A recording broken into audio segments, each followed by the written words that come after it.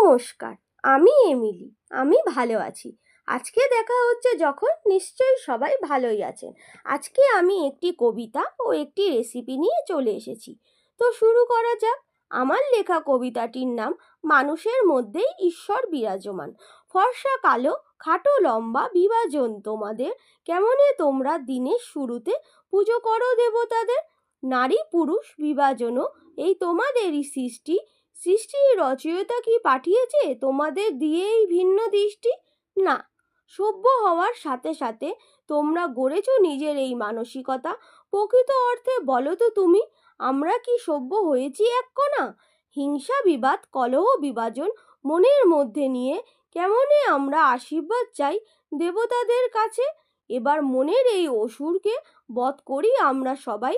আসলে জীব সেবাই তো শিব সেবা। এসো এবার নিজেদের সুমানসিকতা গড়ার করি লড়াই।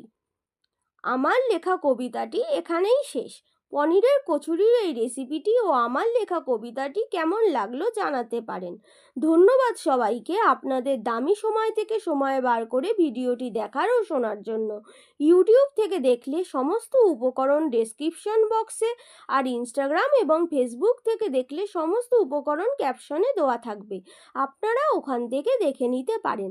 আর যদি আপনাদের আমাদের এই পরিবেশনাটি ভালো লেগে থাকে, তাহলে আপনারা কমেন্ট করতে পারেন আপনাদের কোন কোন রান্নার রেসিপি দেখার ও জানার ইচ্ছা আছে। আমরা আমাদের সাধ্যমতো চেষ্টা করব তা আপনাদের সামনে পরিবেশনা করার। তাহলে টাটা আজকের জন্য। দেখা হচ্ছে আবারও আরেকটা ভিডিও। ততক্ষণ অপেক্ষা করবেন ও সবাই সুস্থ থাকবেন। ধন্যবাদ।